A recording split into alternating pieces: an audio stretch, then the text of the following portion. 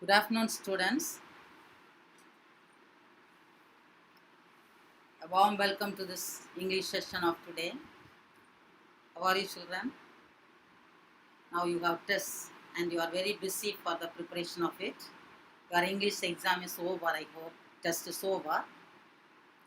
I wanted to tell you one thing. That is, last year there was a test like this for that last year students. And they are asked to submit the papers to the school. They brought it one by one. And a group of students came, girls, and they were very happy to submit the paper.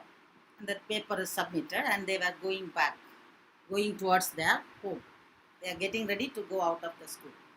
As they were going, as I met and I asked them, children, written the test? Very happy they are. And I asked them, honestly, touch your conscience and tell me how many of you wrote the exam of your own, even if it is a blunder. Everyone is laughing like anything. They could not control their laughter. They told, we just formed some groups, right? 5 girls in one group, next 5 in one, another 5 in one group.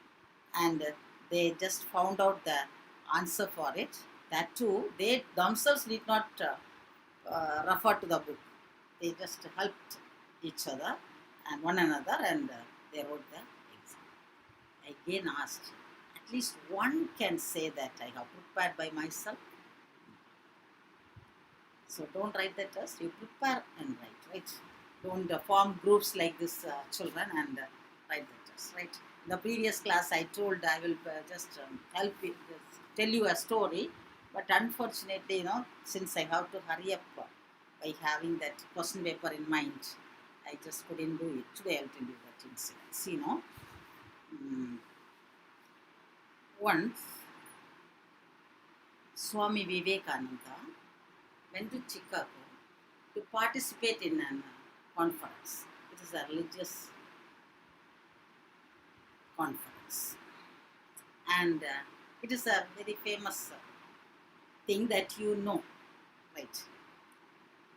And he was well appreciated by all the people of the world. So it is an international conference. All the people of the world participated in it. On behalf of India, he was sent. Vivekananda was sent. A great thinker, scholar, philosopher, and a great, what I can say, person who contributed a lot to the world. But the thing is, he passed away at a young age, before 40 years, that is around 35, I think 35 years or so, passed away from this world. A great writer, scholar, thinker, right? So he went to Chicago and participated. He addressed the gathering. He just started his talk by saying, Sahodarale, brothers. He considered that all the people who gathered there as brothers. This impressed all the people of the world and was highly appreciated for his speech also. And as he was returning from Chicago, there is a great gathering here in the airport to receive him, because his talk was highly appreciated by every people of the world, every dignitaries of that world. So he was given a warm welcome when he came to India. At the airport, when he got down from the aeroplane, he could see a great crowd gathering there. He was really astonished. Among this great crowd, there was a man standing in one corner. He was wearing a rag dress. Very old he has become. And he was standing there, shivering like anything. Nobody will think that he is a person of great importance. A very shabbily dressed man, very old, He was just standing like this and watching what is being happened in that place. What is happening in that place? In one corner, since he is old, he could not stand. He could not come to the crowd. He was standing in one corner. As Vivekananda got down from that plane, all on a sudden he could notice that particular place. He rushed towards him, caught him by his hand, just holded his hand and brought him towards the stage where he is given a warm welcome. He made him to stand in front of him, just near him. Everybody is surprised, wondering why this Swami Vivekananda at this auspicious time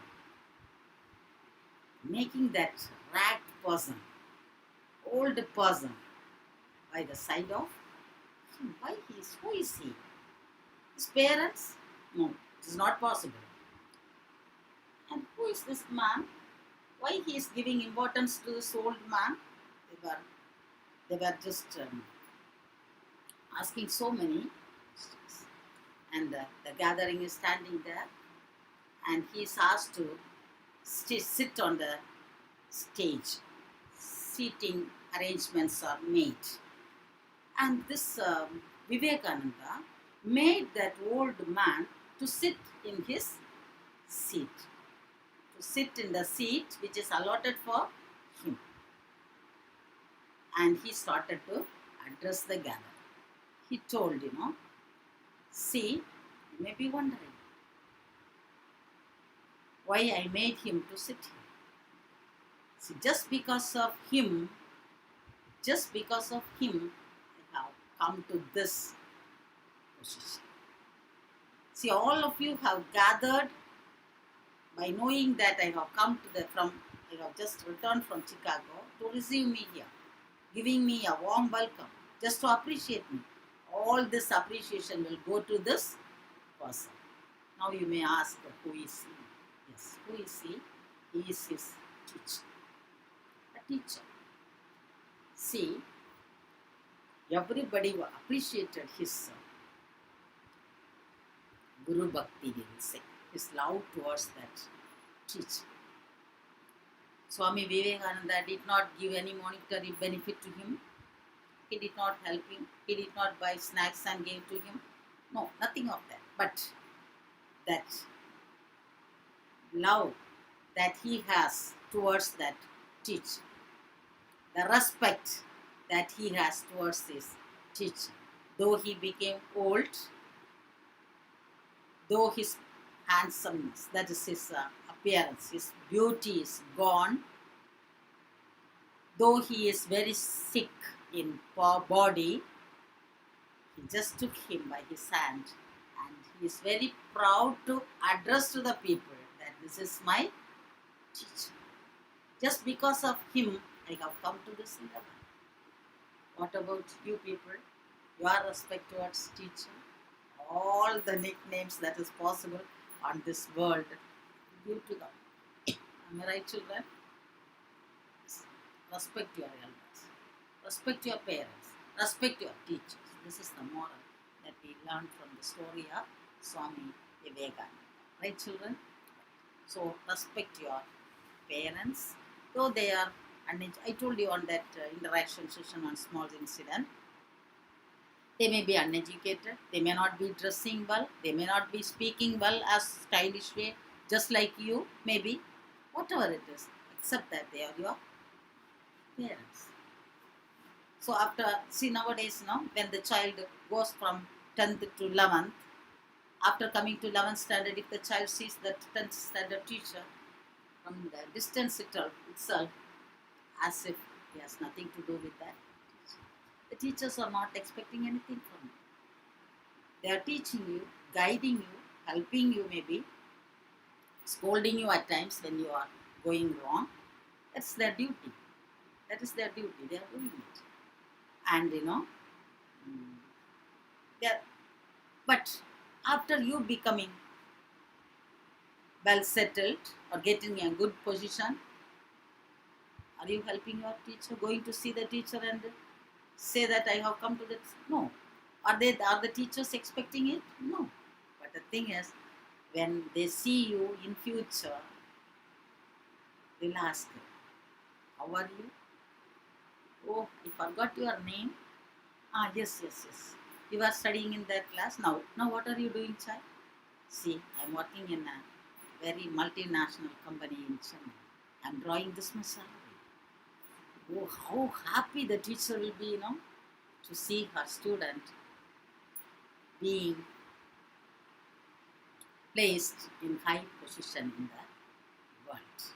That is the only happiness that the teacher has. Even her own child is not in good condition, in position. He may not be studying well. He may not have good position in life. Maybe even then, when the teacher hears that that particular child is placed high up in the society, extremely happy that is the teacher. That is the attitude of the teachers, right? So when they scold you, whatever it is, respect and don't turn away. If you recognize that this is the person who has taught you, you need not fold the hands and say that good morning, good evening. No, nothing of that sort. Just smile. One smile will do. Just give a smile. Move away from that. Yes, don't turn back. That is not a good behavior. Okay, children. Right. Now I have sent you the portions for the class, like the other subjects. The first unit, Two Gentlemen of Verona, and you might have got it. And after I'm just reading and explaining here and there some things which I have missed in the previous class. I was in a hurry to finish it off, that what is being given in the test. That is why quickly I passed on. And now I will read it. You yourself read it. It's just a story, nothing to explain, nothing is needed. But that one or two incidents I missed in the way. Just I will read it and tell you what it is, right? So from here, this prose, you will get synonyms, antonyms, question answers, just 3 marks questions, and one paragraph you have to write. Very easy, nothing to write. Take that book, textbook.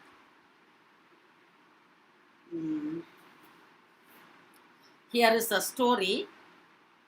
The story that the remaining we will see in the textbook as a story about love, devotion, sacrifice, sincerity, maturity displayed by two little boys in their actions to save the life of their sister who suffers from tuberculosis of the spine. So here is the story. The important characteristics important qualities that is being stressed in this story is love of the two children among themselves and towards their children, devotion towards their work, duty consciousness, the sacrifice that they are making at the small age itself. At the age of 13 and 12, they are sacrificing their life for the sake of their sister. From early morning till late night, they have been working for the medical expenses of their children, that girl. Their sincerity towards that work.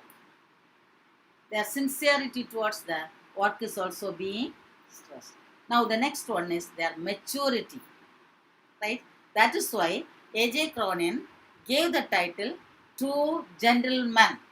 So gentleman, usually that man, that term we use if the person passes 30 years at least, right? The persons of above 30 we call as man. But here, though they are 13 and 12, Nicola and Jacopo, the author called them as two gentlemen of Verona.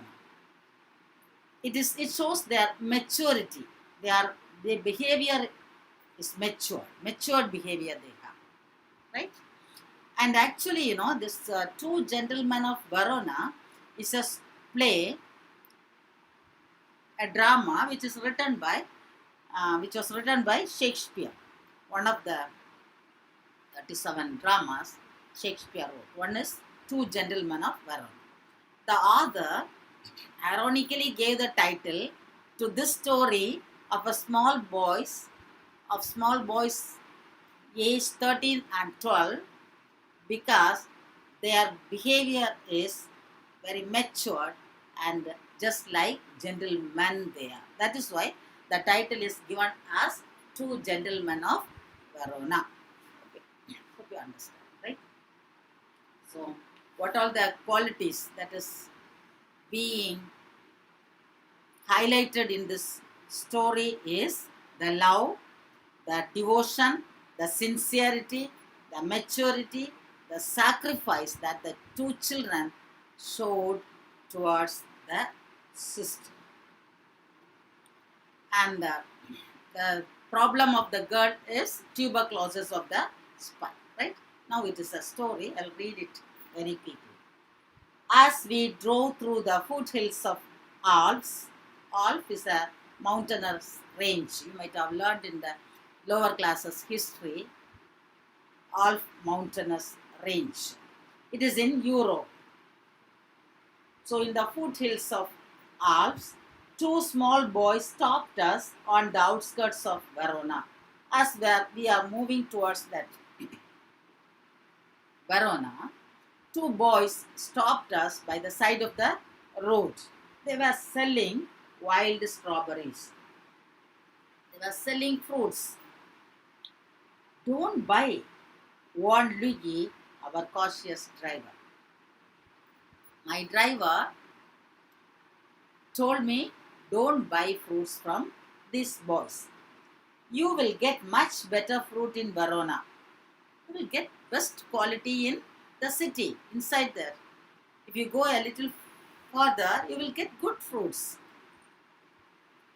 Besides, moreover, these boys, and he did not complete it, he was just dragging on. These two boys are shabby in appearance. That is what he is coming to say there, right? Don't buy. You will get better fruits in Verona. Moreover, these boys, like that, he was just dragging. He shrugged his shoulders to convey his disapproval of their shabby appearance. So he said, these two boys looks shabby. Who will get fruits from these people? You will buy it from the city. There you will get better fruits. One boy had on a worn jersey and cut off khaki pants. The other a shortened army tunic gathered in loose folded about his skinny face. So from that he could understand that small children are very thin in appearance, lean and thin. And there something is said about their dress. So one boy has worn a jersey and cut off khaki pants. Khaki color, you know that police people's color. And jersey, knitted clothing in wool or cotton with sleeves, close fitting dress. And that tunic gathered in loose folds about his skinny frame.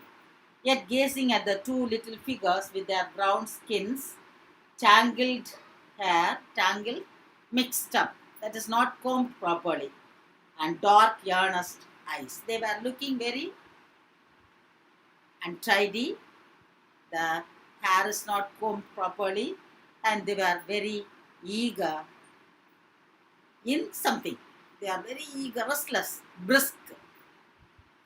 We felt ourselves strangely attracted. So automatically by seeing the attitude of the children, we have some sympathy towards the two children. My companion spoke to the boys, discovered that they were brothers. So my companion, here the driver, just talked to that boys and found out that these two are brothers. Nicola, the elder, was 13. Jacopo, who barely came up to the door handle of the car, was nearly 12 years. So when Jacopo was talking, the small boy also came and held the handle of the car. And he was about 12 years old. We bought their biggest basket and set off towards town. So they have some fruits. We bought the biggest basket from them. Even though we don't want all that fruits, we got it just to help the children. And we set off towards our journey. Next morning, coming out of our hotel, we saw our friends bend over shoe shine boxes beside the fountain in the public square doing brisk business.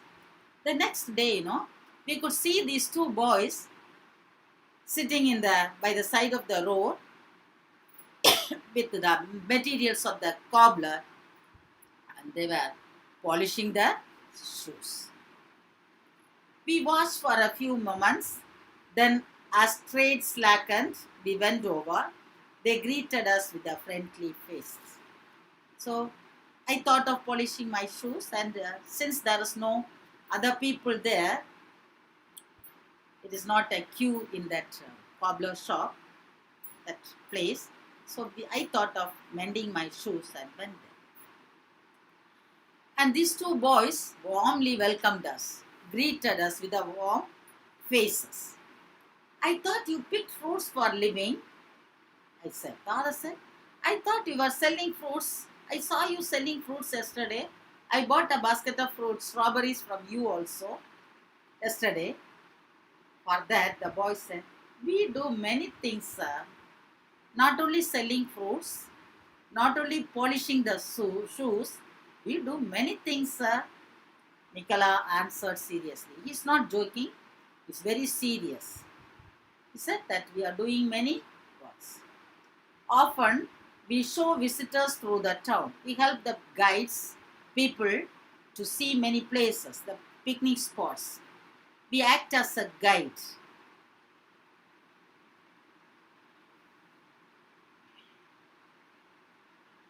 To Juliet's tomb and the other places of interest. We will just help the tourists to visit the places. We are very familiar with them, so we act as very familiar with the places, so we act as guide also.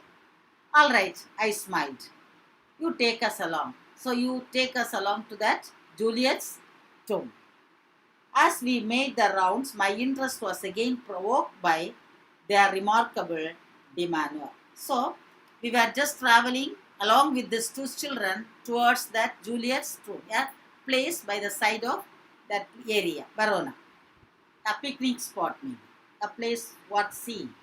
So the children took that author and the driver to Juliet's tomb. As they were going, the author was very much impressed by the behavior of these two children, right? Appearance and behavior, their curiosity. Author was well impressed. They were childish enough and in many ways quite artless. Sometimes they behave foolishly as a child of children of 13 and 12, but sometimes they are artless. Artless means very innocent in their behavior. Jacopo was lively as a squirrel.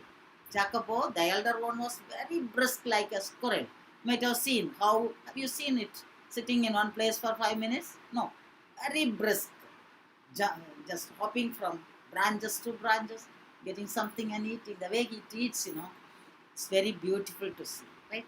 Observe nature.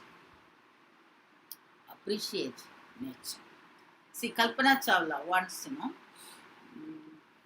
she addressed the press people. He went to the press people. The press people asked her certain questions. One of the questions is, what do you want to tell to the Indian children? What is her advice to the Indian children? That is the question asked by the press people. The answer of Kalpana Chawla is, observe every object of nature. Observe each and every object of nature. They will teach you a lot of things. Have you ever observed nature? Have you ever sit in the open space and observed the sky, the moon, the stars. They are jumping from one place to another. Have you ever noticed? Observe nature. Observe nature. You will learn a lot of things in for your life, right? But we will never do it in our life. Observe nature. When I say nature, it includes rivers, mountains, trees, birds, animals, living things at large. Observe nature. They will teach you a lot of lesson for you to follow in your life. I will just tell you one or two incidents from the life of this creations of God in the next class. Okay, children. So this much you have understood. The author, along with his friend, met this boys, and they were traveling to Juliet's tomb, and he was very much impressed by the attitude of the children, right? So read this once, and for the next class also, this is the same portion. We will finish that this thing. If it is needed, I will send the next classes portion also in advance. Okay, children. For the next one class, this will be the remaining. For the next Tuesday's class, I will send you the portions a little earlier. Okay, children. Thank you. Bye. Stay safe at home and prepare your lessons. Okay, children.